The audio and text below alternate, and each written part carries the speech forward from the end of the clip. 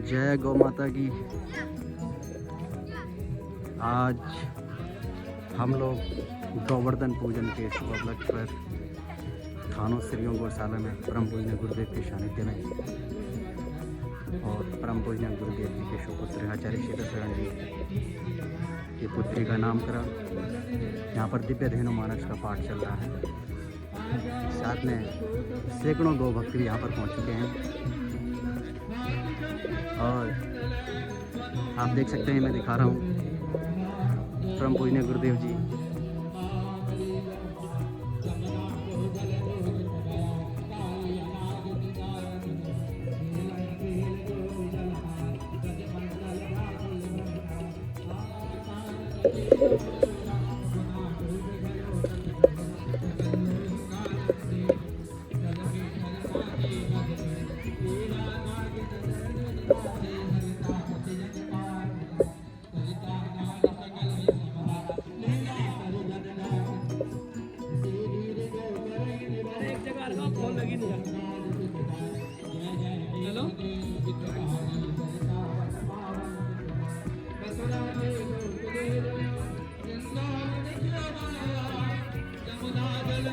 और देखिए वृंदावन श्याम वन, बहुत ही सुंदर धेनु मानस का पाठ चल रहा है। परम पूजनीय गुरुदेव पदार्पण हो चुका है।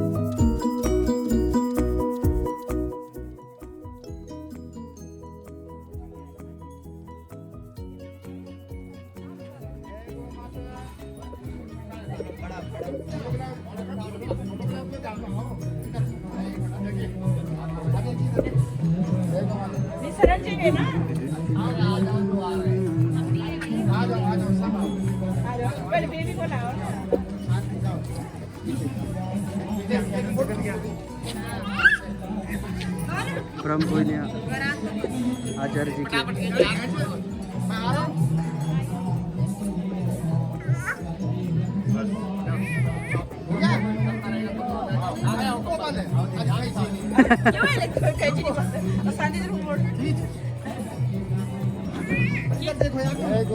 वीडियो बन रही है तो चलते रहो। हाला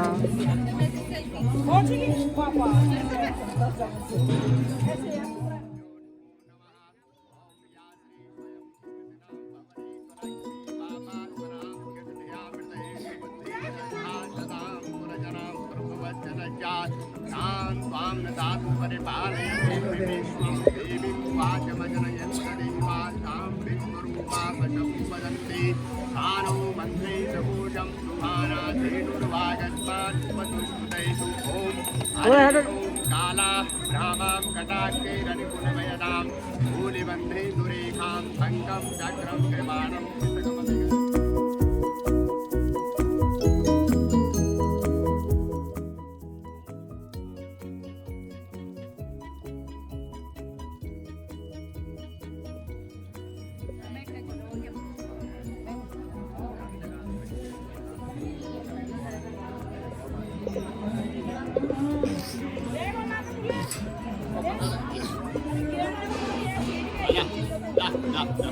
Đó, con mặt ở đây.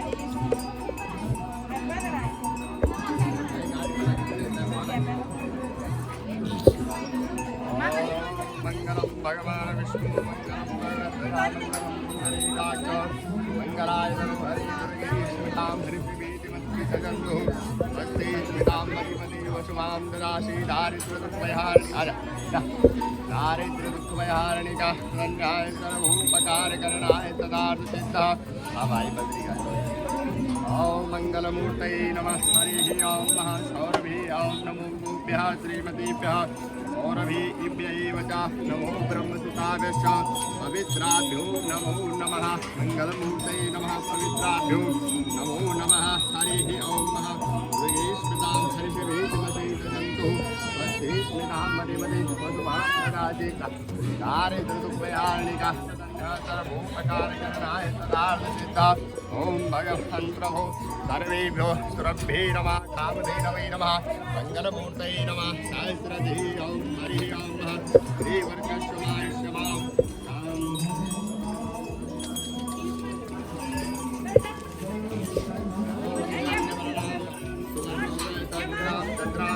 लक्ष्मी जातवेदो महावः नाम आवा जातवेदो लक्ष्मी मनपगामिनी यज्ञामिरणविन्देयं गामस्वरूपाभ्यां पूर्वावतमध्यावच्चिनाथ प्रमोदिनी श्रियं देवी वै श्रीमां देवी तां तां पूर्विदां हिरण्यप्रकारां भाद्रां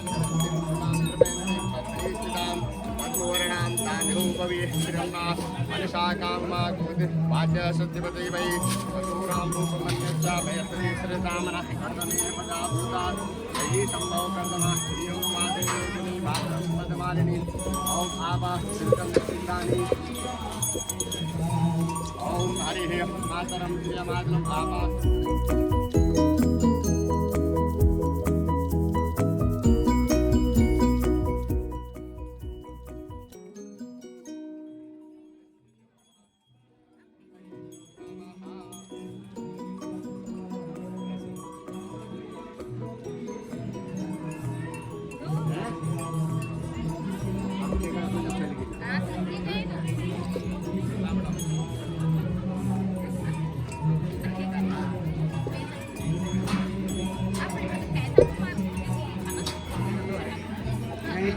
तेरे बरारी में आया था कुछ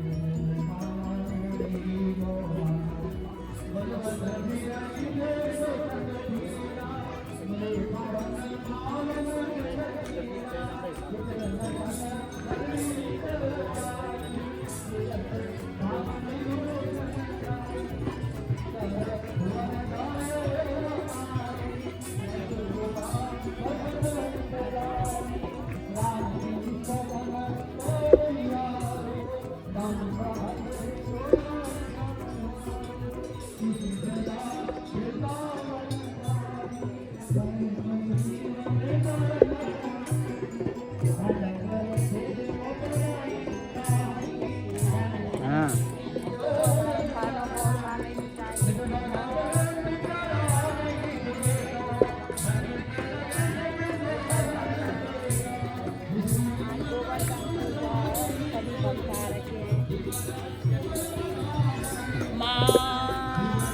माँ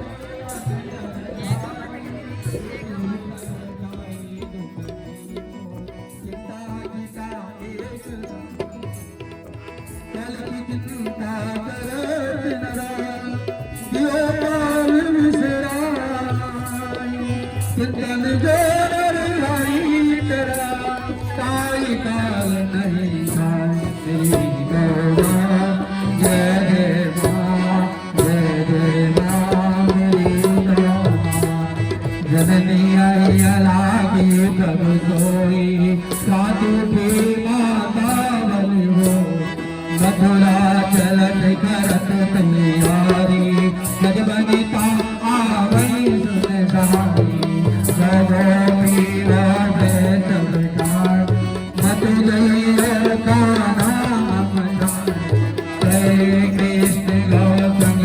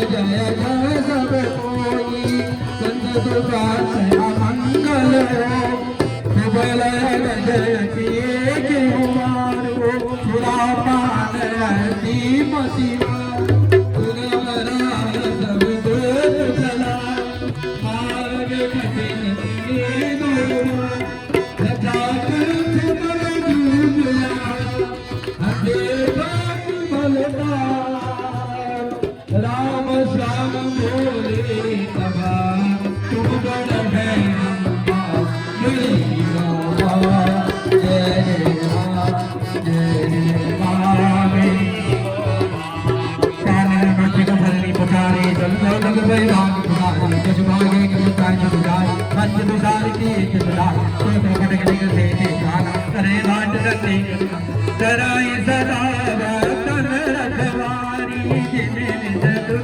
जनक महता हरे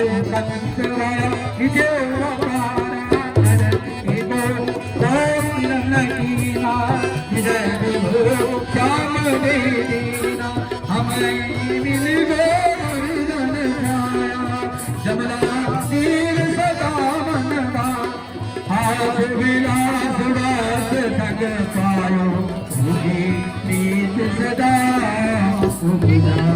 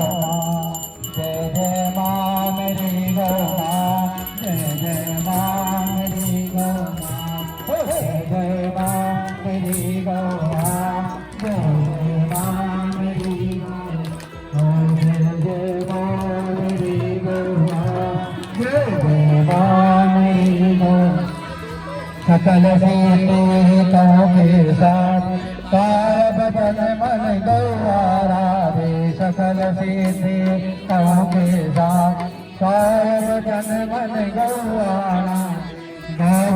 दीन लगे जब चारा चल कंगी गंगी देखा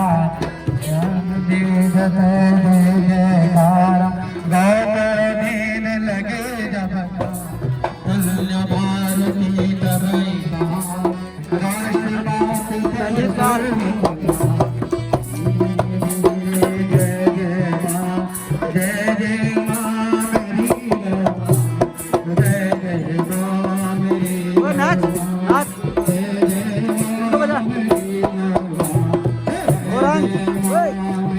इसको बजा बजा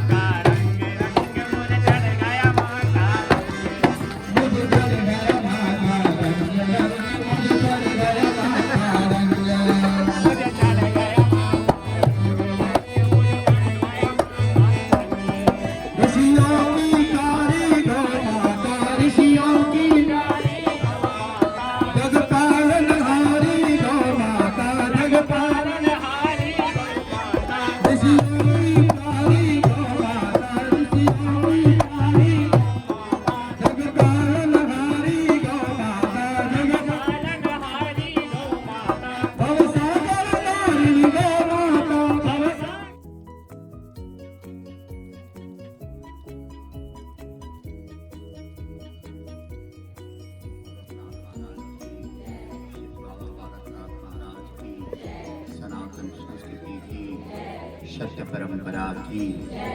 ओम नमः पार्वती हर हर मां।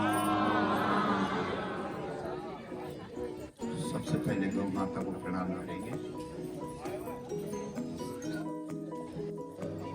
सभी हमारे पधारे हुए सभी को भक्तों का बहुत बहुत स्वागत है। बड़ा अभिनंदन आप सबका, आप यहाँ पहुँचे और बहुत हम हार्दिक हृदय से आपका धन्यवाद देते हैं। धन्य धन्य गिरिराज कुमारी, नहीं को तुम समान उपकारी। भगवान शंकर भी राम कथा के आरंभ में श्रद्धा स्वरूपा जो पार्वती जी है उनका धन्यवाद देते हैं। श्रोता ही पार्वती है, श्रद्धालु ही पार्वती है और वही धन्यवाद का पात्र है।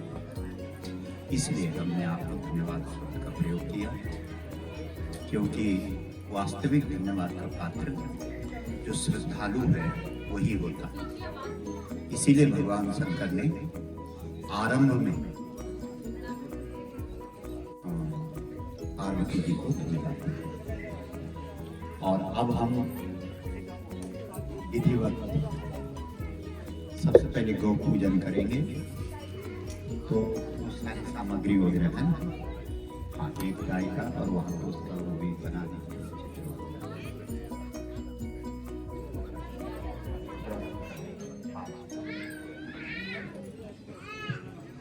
उसको बना दीजिए।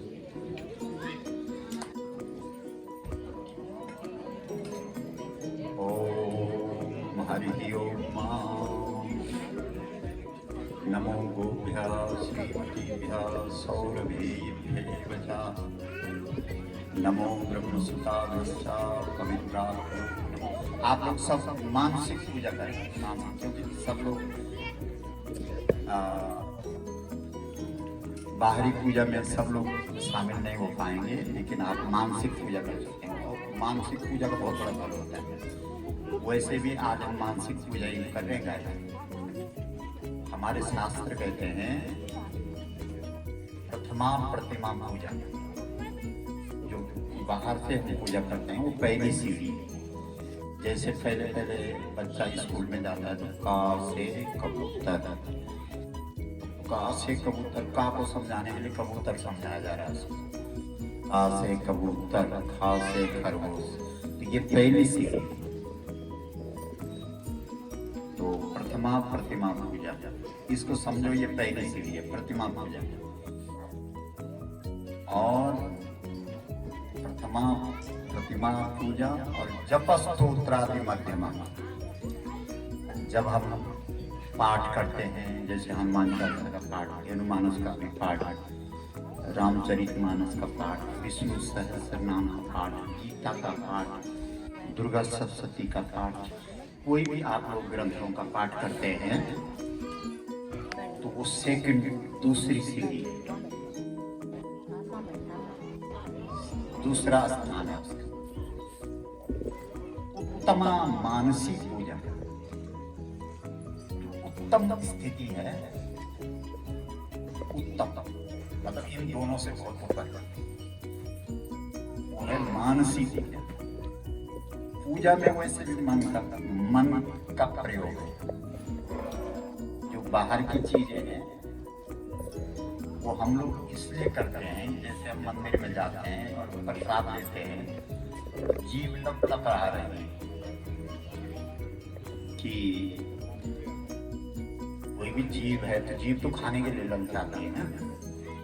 तो जो बुद्धिमान लोग थे उन्होंने पूजा की व्यवस्था बना दी और फिर ये बना दिया कि भाई 56 प्रकार के व्यंजन बनाओ।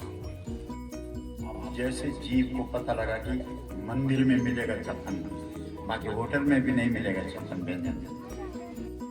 आजकल तो खैर बहुत मिलता होगा होटल में भी, लेकिन जहाँ हमारे ऋषियों ने, मनुष्यों ने ये चिंतन किया होगा कि यार जीव भी तो लपलपाती, हमने इनको ले गया थाना गौशाला में और पूरा एक दिन रखा और कुछ खिलाया नहीं, तो जीव ने भी श्राप दिया कि कहाँ ले गया। आंख को कुछ भी नहीं मिला दिखने के लिए, क्योंकि आंख भी तरसती रहती है नई चीज देखी। इसलिए मनुष्यों ने आंख का विषय भी कर दिया, पूजा के साथ जोड़ दिया, जीव का विषय भी पूजा के साथ जोड़ दिया। 56 व्यंजन बनेंगे, लंगर है जीव सब कुछ होगा वहाँ। जीव का विषय मिल गया, प्रसन्न होगा जी, आज गौओं का पूजन होगा जी, गौएं सजी हुई होंगी, आंख का विषय मिल गया। और वहाँ साल बाद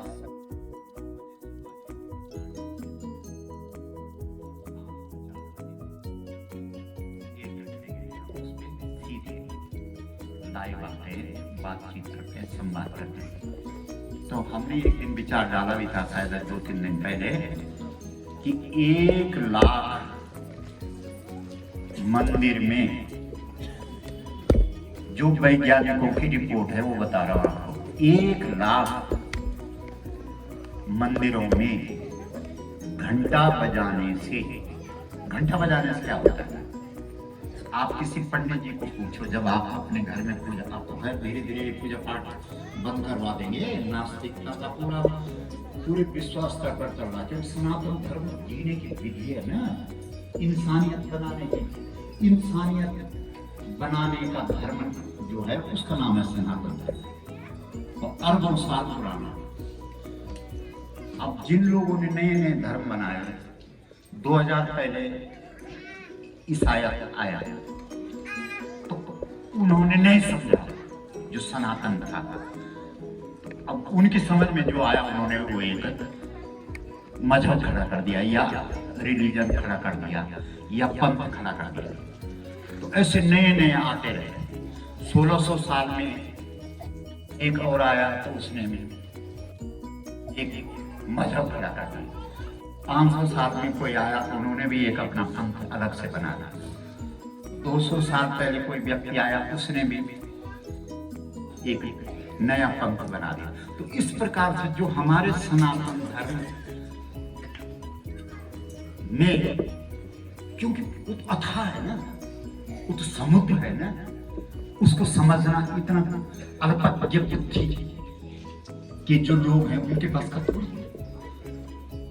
तो जो इंसानियत बनाने का धर्म है, नहीं तो व्यक्ति जब पैदा होता है तो वो सहज रूप से दानव होता है। जैसे प्रहलाद जब मां के गर्भ में आया, तो बीज किसका है? क्योंकि प्रहलाद का बाप कौन है? बोलो, राक्षस है वो, हिरण्यकश्यप। और इंद्र को चिंता हो गई कि एक राक्षस और हो जाएगा और हमको दुखी करेगा बाद में।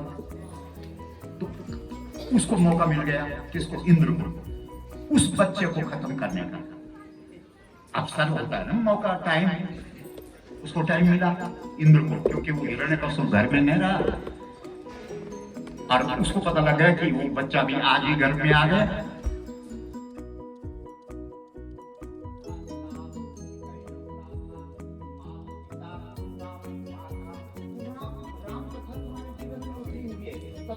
अलग से ये चौपाई सुनने की जरूरत थोड़ी है कि साहब प्रातःकाल राम जी उठ करके माँ बाप को प्रणाम करते थे, क्योंकि आप तो सुबह उठ करके माँ बाप को प्रणाम कर रहे हैं, यानी राम आपके जीवन के चरित्र में समा गया है। तो कथा तुम्हारे जीवन में उतर गई है, तब अलग से तुम्हें इस चौपाई सुनाने की या चौपाई गाने की जरूरत नहीं है। ऐसे ही हमारे जीवन में गाय पूरी तरह से उतर गई है, तब अलग से गौ कथा। कई लोगों की गौ कथा, अरे आज तो इतनी जरूरत है, गौ कथा, गौ है और गौ कथा नहीं है, मतलब गौ हमारे चरित्र में नहीं है, और तुम्हारे चरित्र में गौ उतरे, इसके लिए गौ कथा, इसलिए गौ कथा। और आज इस कथा के अलावा कोई दूसरी कथा बैठेगी नहीं। कैसे नहीं बैठेगी? जैसे आप जो है, मान लो आप जो है कोई बीज डालना चाहते हैं, तो आपके पास खेत है, आपने जो है किसी कृषि विभाग के व्यक्ति से आपका संपर्क था, उसने 50 बीज पकड़ा दिया आपको, तो भाई साहब ये बीज ऐसा है और ये ऐसा करता है और इससे ऐसा होता है और इससे तेरा शुगर ठीक हो जाएगा और इससे तेरे को जो है कभी कभी का कुछ नहीं बढ़ेगा, इससे तेरी आंखें खराब नहीं होंगी, इससे तेरा कान ठीक रहेगा, इससे तेरी नासिका ठीक रहेगी, इससे तेरा हाथ पांव ठीक रहेगा, इससे तेरा गला ठीक रहेगा, इससे तेरे हाथ ठीक रहेंगे, इससे तेरे घुटने ठीक रहेंगे, इससे कमर दर्द कभी नहीं होगा। ये बीज फलाका है, फलाका है, फलाका है, लेकिन इस बीज को आपको डालना पड़ेगा 3 महीने में पौधा जमा होगा, 4थे महीने से आप उस पौधे का प्रयोग करेंगे। इसके लिए थोड़ी सी जगह चाहिए, पता लगा आपके पास जगह है, 2-3 और लाइन आप से पैदा करोगे बीज को पैदा करने के लिए क्या चाहिए?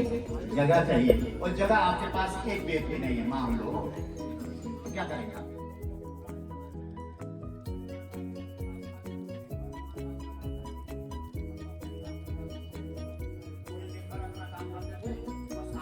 पूरे गांव के लोग हो जाते थे।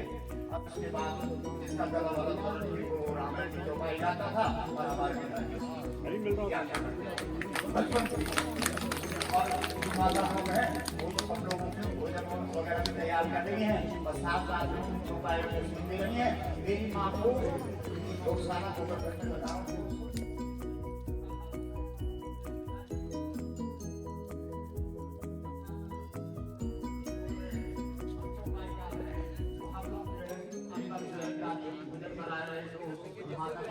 सहयोग कर रही है, काम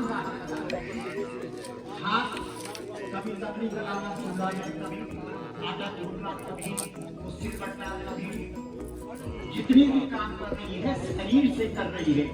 मन या जिस इंद्रिय की जरूरत पड़ रही है, जैसे सुनने में कान श्रवण इंद्रिय की जरूरत है, उस काम को बाहर लगा रहा है, तो वो काम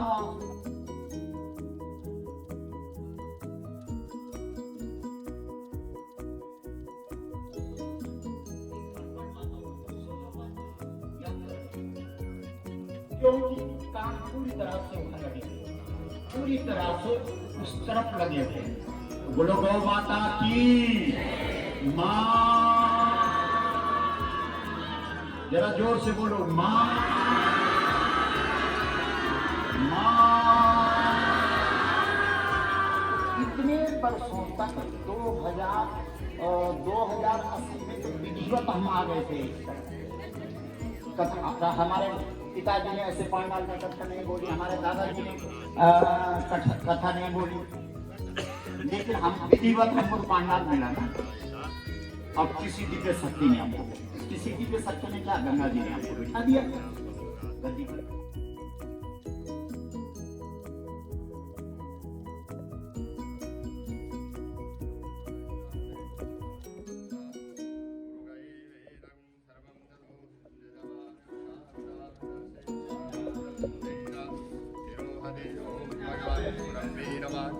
तिलक लगाओ सब, राजी तिलक लगाओ। रब्बे नमः कामधेनवे नमः कस्तूरी कस्तूरी तिलकं पुरनाटपटले वक्षस्थले वसुवं नासाग्रे वरमौक्तिकं करतले करे कमलं सर्वाङ्गे हरितं हरितं कण्ठे सामने गोपश्री परिवेशकौन्यते गोपालपुरावणि अनः ब्रह्मार्पणं परमं तिलक लगाओ।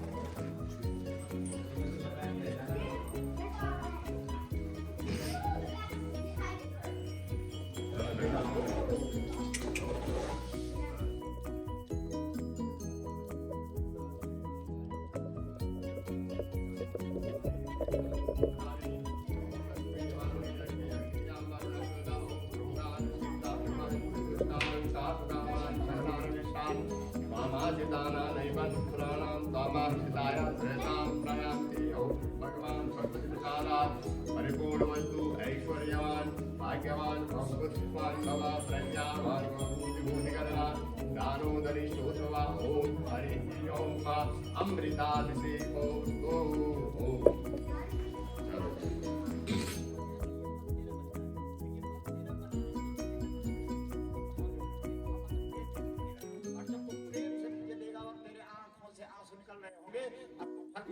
होगा तो मैं अपनी चीज को तेरी चीज समझ करके ले रहा हूँ। कितनी बड़ी बात है। बोलो गौ माता की हर हर मां।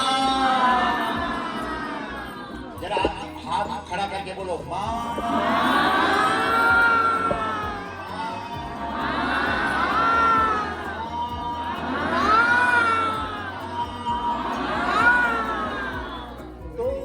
कहने का अभिप्राय ये हमारा है कि पूजा भी करिए, क्योंकि हम लोग गुरुकुल के विद्यार्थी थे।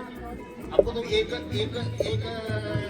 कक्षा इसी बात की लगती थी कि पूजा कैसे, तो जैसी पूजा होनी चाहिए वो भी किया।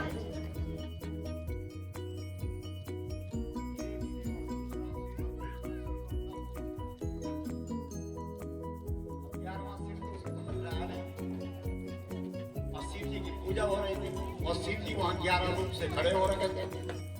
अब 10 सिर तो चढ़ गए, अब एक सिर नहीं था। अब नहीं था तो कहां से चढ़ाता, लेकिन एक तो खड़ा रह गया ना। अरे जो 10-11 रूप है ना खड़े शंकर के, ठीक है फिर चढ़ा। जब सिर चढ़ा ही रहा है तो चढ़ा 11 को 11 चढ़ा। अब 11 कहां से चढ़ाएगा, तेरे पास तो 10 ही है। अब जो रहेगा वो तेरे को थोड़ी छोड़ेगा। वो जो 11वां है वही तो हनुमान बन गया, और उसी हनुमान ने फिर पटक पटक के रावण को मारा। ये पूजा में कहां पे भूल हो जाए और तुम्हारी सब करी कराई खराब हो जाए। कहने का मतलब ये है, तो पूजा है, पाठ है, जप है, जप कर रहे हैं आप, माला आपके हाथ से जप करते करते नींद आ गई, माला गिर गई, तो पूरे 1 महीने की माला गई तुम्हारी, गिनती में नहीं आएगी। मतलब तुम बड़े आलसी आदमी हो। आलसी का तो छोटा सा अपराध बहुत बड़ा माना जाता है ना। भाई आलसी हो तभी तो नींद आई। तो आलस्य सत्कर्म में सबसे बड़ा रोड़ा है। अब अधिकतर जितने माला जपने वाले हैं, इनकी महीने में क्या 2-4 बार माला गिरती होगी, पक्का गिरती है। तो गया तुम्हारा महीना तो गया। तो कहने का मतलब है बहुत परेशानी है इसमें। पूजा पाठ जप तप पिंड तर्पण कथा कीर्तन योग करते करते उल्टा हो गया और बीमारी दूर करने के लिए योग कर रहा था और पता लगा कि 10 बीमारियां और लग गई है। तो हर चीज में बड़ा खतरा है। तो अभी देखो अर्थ की बात कही कि कितना परेशानी, 3 दिन तक रात दिन लगे हुए क्लीन एंड कमल वासिनी, कहाँ से कमल गट्ठे की माला लाई, फिर ये कहाँ से जो है भोजपत्र पर लिखा हुआ कस्तूरी और केसर से ये मंत्र लाया, क्लीं क्लीं कमल वासिनी स्वाहा। और फिर इसको 3 दिन और 3 रात तक बिना खाए पिए एक ही आसन पर पैर टूटने की पूरी संभावना है। ना जब 3 दिन 3 रात एक ही आसन हिलाना ही नहीं, छोटी मोटी बात है। फिर भी कहीं पर अगर थोड़ी भी भूल हो गई तो जय राम जी की, उल्टा उसका कोप मिलेगा वो देवी का, लक्ष्मी की। बताओ कहाँ से कमल गट्ठे की माला लाओगे, कहाँ से जो है भोजपत्र पर जो है अपना जो है केसर से लिखाओगे। फिर वो भी किसी मुहूर्त में, चंद्र ग्रहण में, सूर्य ग्रहण में लिखना पड़ेगा। ऐसा थोड़ी कि जब मर्जी निकालो। फिर कौन सी कलम, अनार की कलम लानी पड़ेगी। ये सब किया, कितना परेशानी है। अर्थ के लिए कितना, धर्म के लिए कितना। आओ कामना पूर्ति के लिए था, उस मंदिर में जाने से कामना की पूर्ति होती है। चलो भाई बुकिंग कराओ कामना। फिर मोक्ष के लिए, यदि मोक्ष के लिए घर बार तो छोड़ना ही पड़ता है, संसार तो छोड़ना ही पड़ता है। कहीं भी तिल मात्र भी अगर आसक्ति रही तो व्यक्ति मुक्ति प्राप्त नहीं कर सकता है। अगर थोड़ी सी आसक्ति भी कहीं रही तो निश्चित रूप से फिर जन्म मिलेगा। बोलो गौ माता की मां, जोर से बोलो मां, मां, मां। मोक्ष, क्योंकि मोक्ष स्थान में ऐसा ना सोच रहे भगवा कपड़ा पहन लिया तो मिल गया मोक्ष, या घर में हाथ छोड़ दिया तो मिल गया मोक्ष। ऐसा नहीं होता। मोक्ष उसको मिलता है जिसका आखिरी समय में यहाँ से कोई पड़ोसी आया, उसने पत्थर की मार दिया, या लड़के का और बाप का झगड़ा था और देखा कि मरता नहीं है और मार इसको अंधेरे में, यही लगी चोट और फट गया और मर गया। तब नहीं, प्राण ऊपर चढ़ जाए। और प्राण एक नहीं होता, शरीर में कितने प्राण हैं? 10। 5 का तुम्हें पता लग जाता है, 5 और भी हैं दोनों, तो 10 प्राण है। 10 प्राण इकट्ठे हो जाए और वो यहाँ चढ़ जाए, और तब 10 प्राणों में ये उनकी खासियत होती है कि वो इसको खोल देती है सहज रूप से, और यहाँ से अगर प्राण निकल जाता मोक्ष होता। तो बताओ, ये 4 काम है, धर्म अर्थ काम मोक्ष। तो 50 जन्म क्या, 1000 जन्म क्या, 1 कल्प तक भी जन्म लेते रहोगे तो ये सब नहीं होगा। फिर जब हमको ये सब करते भगवान की कृपा से हमको गुरुकुल पद्धति से ये सब करने का मौका मिलता है, और देखते भी रहे कि अच्छा ये ऐसे मोक्ष मिलता है, ऐसे कामना की पूर्ति होती है, ऐसे पैसे के लिए जो है लक्ष्मी का कमल गट्टे, लक्ष्मी के मंत्र का कमल गट्टे की माला पर मंत्र करना पड़ता है, ऐसे धर्म के लिए जो है एक सत्कर्म को ठीक करने के लिए इतना समय लगाना पड़ता है। तो हमने कहा, बाद में पता लगा लास्ट में आखिरी में कि ओहो ये सब चीजें इकट्ठी तो गौ माता के पास है, ये सब चीजें इकट्ठी किसके पास है? तो हमने कहा यार जिंदगी बीत गई, ये बात पहले पता न थी, तो क्यों हम अपने इतना समय उधर बर्बाद नहीं करते? ऐसे तो किसी महान चीज की प्राप्ति ऐसे थोड़ी होती।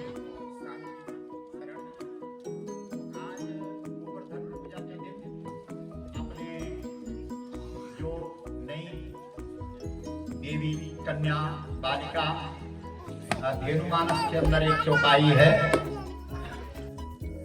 गौ कन्या दोनों एक रूपा, नहीं को इन सम जगत अनूपा। कि गौ और कन्या दोनों एक हैं, और आपने हमारी गौ कथाओं में ये बात हजारों बार सुनी होगी कि हमारे देश के अंदर रामनवमी को बेटे को राम बना करके नहीं दिया। आप लोगों ने सब ड्रामा, हर जगह ड्रामा शुरू हो गया ना, तो ठीक है, चलो जैसा भी। तो लेकिन इस देश में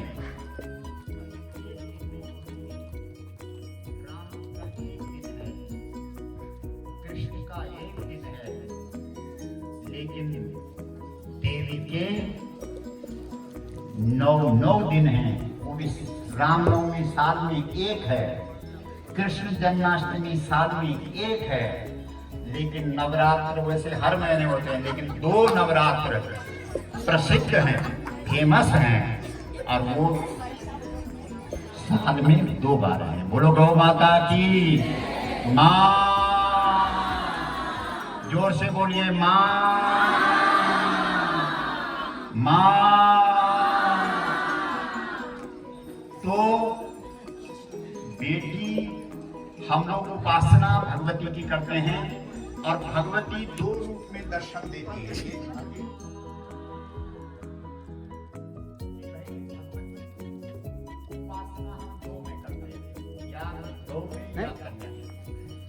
गौ की उपासना तो चली गई थी, अपने भक्त पर उनको ये था कि भाई हम लोग गौ के भक्त हैं, तो निश्चित रूप से तो ये सब गौ ही है। कहने का मतलब ये है, क्योंकि ये सब चैलेंज हुआ है गाय को। जैसे हमारे पहाड़ में आना शब्द है, आना देवताओं को आना दिया जाता है, तो आना का मतलब है आना। जब वो आना दिया जाता था तो देवता को आना पड़ता था। इसी प्रकार से भारती की माँ जी ने गाय को क्या दे दिया? आना। तो गाय ने भी फिर कहा ठीक है, तेरे आना से हम आ ही जाते हैं। तो भारती के घर में भी आई, तो फिर राधा जी के घर में भी आई, तो फिर शरण जी के घर में आई। तो शरण जी के घर में आने में उसने दूसरा नंबर लिया। दूसरा नंबर उसने इसलिए लिया कि वो इतनी आसान नहीं है, क्योंकि यहाँ वो एकदम अंतरंग में आ रही है ना, तो इसलिए उसने थोड़ा सा समय लगाया कि मैं इतनी हल्की नहीं हूँ जो एकदम पहले नंबर पर आऊंगी। यद्यपि गौरांग जी भी इतनी आसानी से नहीं आए, तो उसके लिए भी गौ माता को ही पूरी शक्ति सामर्थ्य के साथ जो है उनको भेजा है। तो कुल मिलाकर के हम आपसे ये निवेदन कर रहे हैं कि जो शरण जी और शांति जी के घर में और इनके पास माँ भगवती जगदम्बा कन्या के रूप में आई, वो ठीक अष्टमी तिथि को नवरात्र, जबकि अभी 20 दिन जो डॉक्टर के कागज है पूरी तरह से लिखे हुए कि वह 20 दिन बाद का तिथि था, लेकिन जैसे ही अष्टमी तिथि का आरंभ हुआ और ठीक उसी समय जो है शरण जी की भार्या जो शांति जी हैं, इनको दर्द शुरू हुआ और 3-4 घंटे के अंदर वो जो बालिका है उसका प्रादुर्भाव हो गया, महागौरी की चाष्टम। यानी 20 दिन पहले, क्योंकि अब नवरात्र भी पूरा हो गया, अष्टमी तिथि समझ रहे आप, और 20 दिन पहले भी आ गई।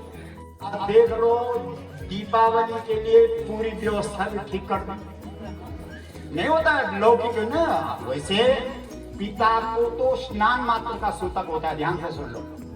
हमारे यहाँ बहुत इसमें जो है अजीब बच्चे वालों घर में हम दे सकता निर्णय सिंधु का निर्णय है ये कि घर में, जिस घर में बच्चा पैदा होता है, माँ को 11 दिन का सूतक होता है। कितने दिन का? माँ को। पिता को स्नान मात्र का सूतक होता है, और जो हमारे जैसे दादा हो गए हैं उनको कोई सूतक ही नहीं होता। बोलो गो, मैं तो गंगोत्री था उस समय। बोलो गौ माता की हार हार। तो कहने का अभिप्राय, अब लोग यद्यपि शुद्धम लोग विरुद्धम लोग सोचते हैं कि साहब घर में बच्चा हो रहा है, तो ये निर्णय सिंधु का निर्णय है कि पिता स्नान मात्र से शुद्ध हो जाएगा। पिता को केवल जब तक वो बच्चे का जन्म होने के बाद स्नान नहीं किया उसने, तब तक सूतक है बाप के। हाँ, माँ को 11 दिन तक, क्योंकि ठीक भी है, शारीरिक अशुद्धियां होती हैं, इसलिए उसके लिए 11 दिन है। कोई भी हो, बालक हो बालिका। अच्छा, दूसरे में सुनो, जैसे मृतक सूतक, तो मृतक सूतक में भी ऐसा नहीं है। मृतक माने पातक सूतक। तो पातक सूतक में क्या है कि जो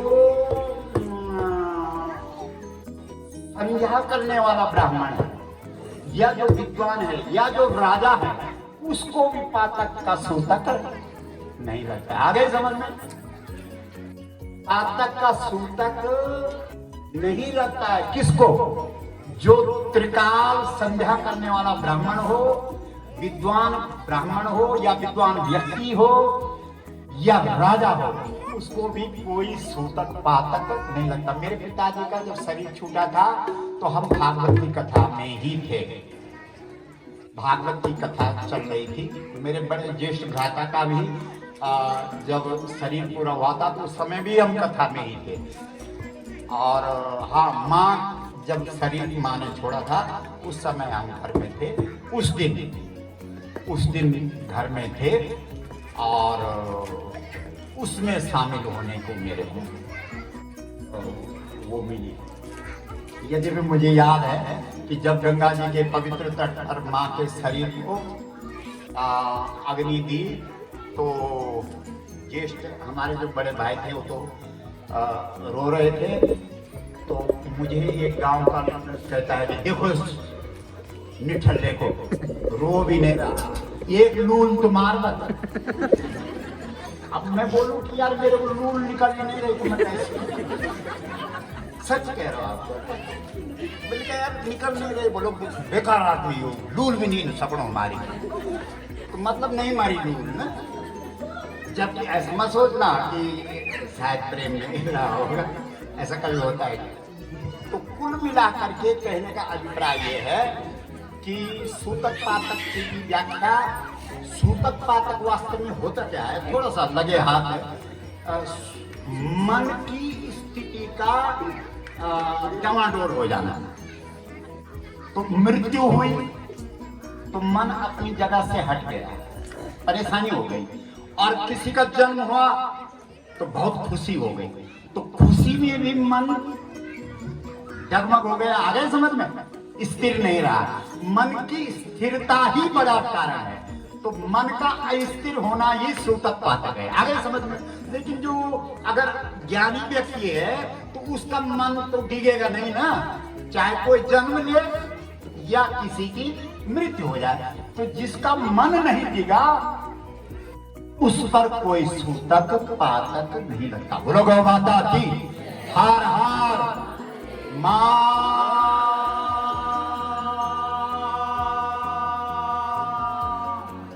तो महागौरी की चाष्टमम, एक तो इसने सुंदर पर्व लिया कि अष्टमी को आई, 20 दिन पहले आई और हर व्यवस्था ठीक रखी, सब चीज टनाटन रखा, नहीं रखा। देखो ना आप दीपावली को भी ठीक से, जो लौकिक मत है उनका पूरा पालन करते हुए, और गोवर्धन दिन के लिए अपने नामकरण का भी सुंदर मुहूर्त निकाला।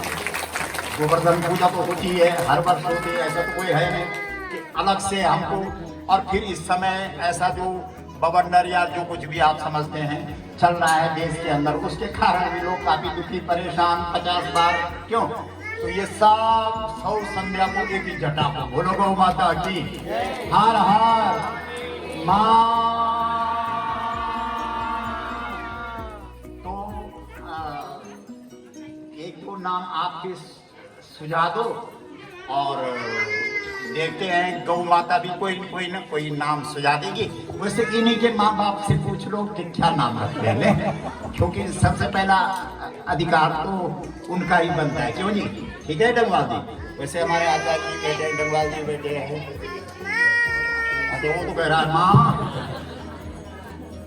हाँ जी गौरांग जी, आप बताओ क्या नाम रखे हैं? क्या नाम रखा है बुली का?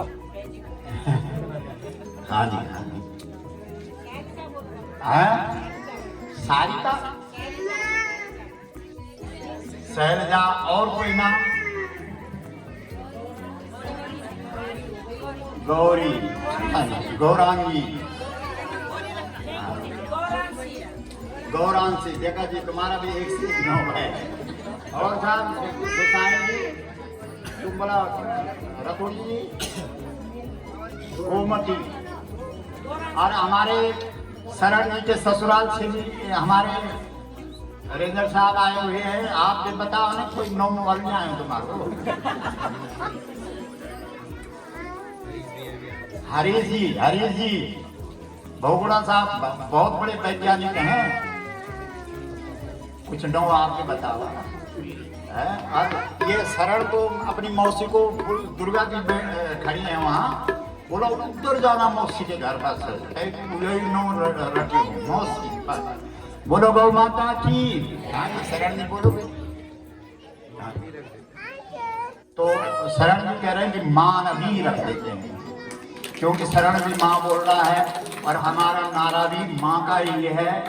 और श्रीमद् भागवत में तुष्टो हम अद्य तब मानवी मानदाया, जो मान देती है वही मानवी होती है। और हमारे सामने लक्ष्य है गौ माता को मान देने का, और ये अवतरित हुई है गौ को मान देने के लिए। इसलिए ऐसा लगता है कि नाम मानवी ही ठीक है। बोलो ठीक है, मानवी शब्द ठीक है कि नहीं? क्योंकि मानवी का मतलब है तुष्टो हम मानवी तब मानदाया, तेरे मान देने से ही मान मिल सकता है, इसलिए तो मान देने के लिए ये आई है। तो मानवी शब्द में माँ भी आ रहा है, और जब भी विवाह शब्द का हो जाएगा, और मानवी का अर्थ भी बहुत अच्छा निकल रहा है, क्योंकि मानदाया ये कर्दम और देवभूति के प्रसंग में है। तुष्टो हम अद्य तब मानवी मानदाया, आप मान देने में प्रमुख हैं, इसलिए आप मानवी हैं। तो आपको मान देना है, किसको मान देना है? गाय को। और गाय को मान देने के लिए ही आप धरती पर आई हैं, इसलिए आप मानवी कहलाएंगी। बोलो गौ माता की हर हर। तो मानवी नाम ही वैसे आप सबके जो द्वारा दिए गए नाम थे वो भी बहुत अच्छे थे, और मानवी नाम से ये ठीक है महाराज जी, आचार्य जी। हाँ, तो आप सबका बहुत बहुत अभिनंदन, स्वागत। तो हम आपसे निवेदन कर रहे थे कि धर्म, अर्थ, काम, मोक्ष इन 4 को पाने के लिए एक जन्म की बात छोड़ो, हजारों जन्म लग जाएंगे, तब भी व्यक्ति धर्म की सिद्धि भी एक जन्म में नहीं कर सकता, अर्थ की सिद्धि भी एक जन्म में नहीं कर सकता, कामना सिद्धि भी एक जन्म में नहीं कर सकता, और मोक्ष की सिद्धि के लिए तो जन्म जन्म मुनि जतन कराई, अंत राम मुख।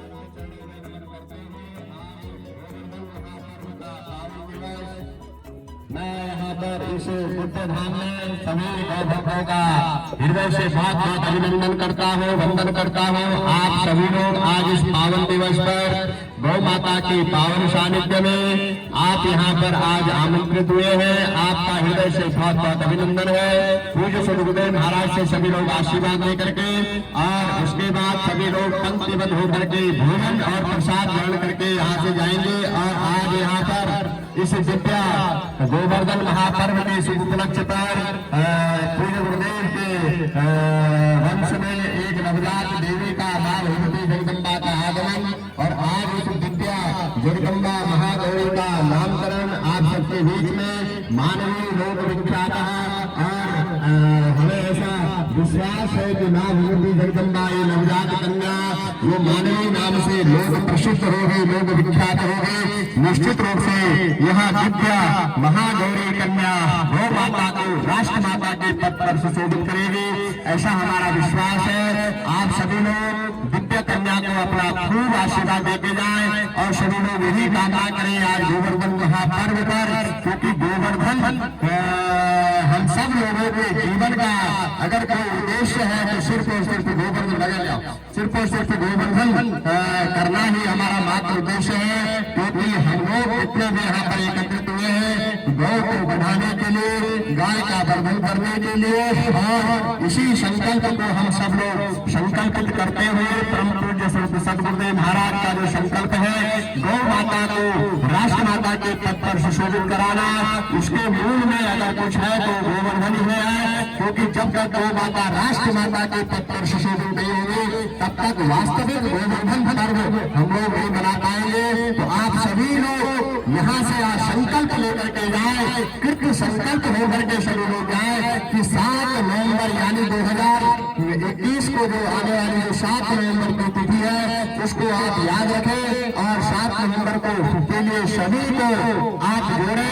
7 नवंबर को दिल्ली पहुंचना है सभी ने गौ माता को राष्ट्र माता के पद पर सुशोभित कराने के लिए सभी लोगों को इसमें जोड़े। और 4 बजे आप सब लोग देखते हैं 4 बजे फेसबुक पेज पर पूज्य गुरुदेव महाराज के नाम से जो फेसबुक पेज है, गोपाल मणि महाराज के नाम से जो फेसबुक पेज है, आप सभी लोग ठीक 4 बजे उस पेज से प्रतिदिन पूज्य महाराज से अपना आशीर्वाद गौ भक्तों को वहां से उस पेज के माध्यम से पूरी दुनिया और देश को बताते हैं। आप सभी लोग जो अभी तक उस पेज से नहीं जुड़े हैं उस पेज से जरूर जुड़े, और पेज से जब आप जुड़ते हैं तो लाइक और शेयर जरूर करें। शेयर बहुत जरूरी है क्योंकि जब आप शेयर करेंगे तो निश्चित रूप से आपसे लोग जितने भी जुड़े हुए लोग हैं उन तक पूज्य महाराज जी की बात पहुंचती है। इसी संकल्प से संकल्पित होते हुए आप सबका पुनः यहाँ पर मैं बहुत बहुत आभार, बहुत बहुत अभिनंदन करता हूँ सभी लोगों का, तमाम गौ भक्तों का। हमारे बहुत विशिष्ट गणमान्य लोग हमारे बीच में आज आए हैं, आज सभी गणमान्यों का, सभी दृष्टिजनों का, भारतीय गौ क्रांति मंच के जो वरिष्ठ हमारे पदाधिकारीगण हैं, हमारे अध्यक्ष जी हैं, हमारे संयोजक जी हैं, तमाम लोग हमारे जो यहाँ पर आज आए हैं उन सबका मैं हृदय से बहुत बहुत अभिनंदन करता हूँ। तमाम गौ भक्तों को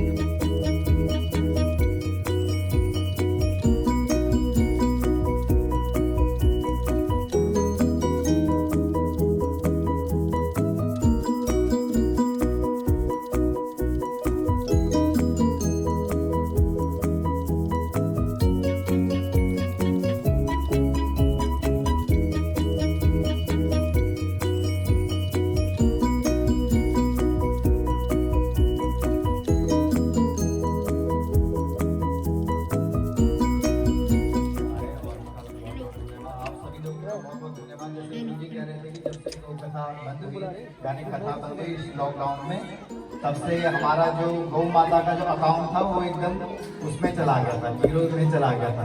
लेकिन फिर भी गुरुजी ने हार नहीं मानी, उन्होंने अपना फोन उठाया, उन्होंने देखा कि भाई ये क्या काम कर सकता है।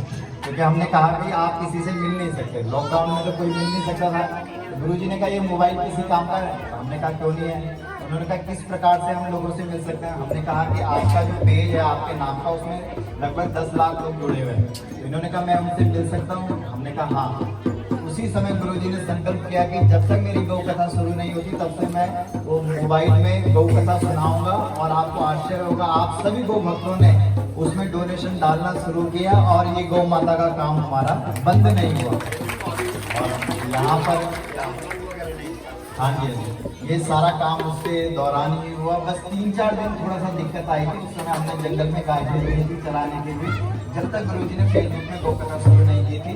उसके बाद जैसे ही गौ कथा शुरू हुई, सारे गौ भक्त इकट्ठे होकर के आज हमारे अध्यक्ष साहब जी आदरणीय श्री बलबीर सिंह पंवार साहब जो यहाँ पर विराजमान है, उनका भी जोरदार ताली के साथ बहुत बहुत अभिनंदन है। सभी लोगों ने इकट्ठा होकर के सभी लोगों ने अपनी ताकत से इस गौशाला को, और पूरी जो चंडीगढ़ से लेकर के देहरादून से लेकर के जितनी भी गौशालाएं गुरुजी के ट्रस्ट के माध्यम से चलती है उनके सहयोग किया। तो हमने कहा कि जिन गौ भक्तों के माध्यम से इतना बड़ा सहयोग है, उन्हीं के बीच में हम अपनी बेटी का नामकरण करेंगे। इसलिए हमने गोवर्धन में ये सुंदर कार्यक्रम रचा और यहाँ पर बिटिया का नाम रखा गया। और गोवर्धन मतलब होता है संघर्ष, पहाड़ यानी सबसे कठिन काम। भगवान कृष्ण ने सबसे कठिन काम चुना और उसको उठा दिया, यानी पहाड़ को उठाया। और पहाड़ इसी प्रकार से गुरुजी भी इस काम को कर रहे हैं। हमको भी पूरा भरोसा है भी जो गंगा मैया गौमुख से निकली आखिर में गंगा सागर तक पहुंची है। तो गुरुजी का जो पहाड़ से निकला हुआ जो यह शंखनाद है कि गौ माता राजमाता बनेगी, तो आखिर में जरूर बनेगी। और हमने तो उस दिन समझा गुरुजी की शक्ति को, जिस दिन हमने कहा कि गुरुजी भाई हमारा बेटा नहीं हो रहा है, बच्चा नहीं हो रहा है। तो जिस दिन हमारी धर्मपत्नी का एक्सीडेंट हुआ था, उस समय शांति जी के मुख से निकला भाई कि संतान तो हो नहीं रही है, भगवान ने ऊपर ही पहुंचा देना था। लेकिन अंतरात्मा से गुरुजी के मुख से निकला कि बेटा तुम्हारा बच्चा हो जाएगा। और उसके ठीक 1 साल बाद गौराम का जन्म हुआ। तो गुरुजी का जो उनके मुख से निकला। और दूसरा ये कि जब हम चौपड़धार के जंगल में जा रहे थे तो पहली बार मैंने उस जंगली सुअर को देखा। मेरे मामा जी तो बोल रहे थे कि तेरे दादाजी तो बोला सिंह से लड़ते थे, शेर से लड़ाई होती थी, क्योंकि पिताजी के बारे में इतना नहीं था पता। तो जब वो जंगली सुअर आया पिताजी के सामने, तो उसको इस प्रकार से उठाया और यो पटक पटक करके उसको मार डाला। मैंने केवल किताबों में पढ़ा था। तो मुझे ऐसा लग रहा है कि जो पढ़े लिखे होते हैं वो तो इतिहास पढ़ते हैं, लेकिन जो ऐसे आत्मबल जिनके अंदर होता है वो तो इतिहास रचते हैं। तो आने वाले समय में गुरुजी में भी बहुत बड़ी बड़ी PhD होगी कि उन्होंने क्या क्या किया है। संघर्षवान तो आप लोगों का बहुत बहुत धन्यवाद है। आज गोवर्धन के उपलक्ष्य में आप लोग यहाँ पर पहुँचे हैं और आप लोगों का धन्यवाद करते हुए भोजन भी तैयार हो गया है आप सभी लोगों का। और हमारे आदरणीय पुरोहित जी यहाँ पर डॉक्टर रामभूषण बिजलवान जी भी विराजमान है, जिनके माध्यम से आज बिटिया का नामकरण हुआ, पूजा हुई। आप सभी लोगों को प्रणाम करते हुए, सभी लोगों का धन्यवाद करते हुए, और हमारे आचार्य राकेश जी का भी बहुत बहुत धन्यवाद, जिन्होंने ये पूरी आज यहाँ पर व्यवस्था करवाई। और हमारे आदरणीय पूजनीय काशी विश्वनाथ से पधारे पूज्य श्रीमान सेवाल जी पधारे एवं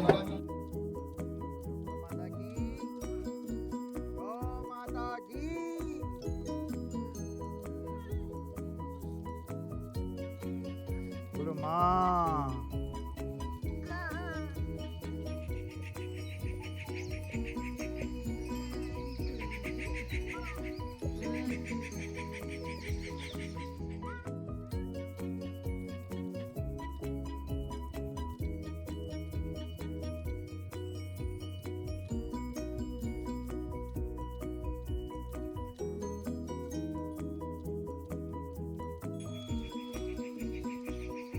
पकड़ो इसको, पकड़ो।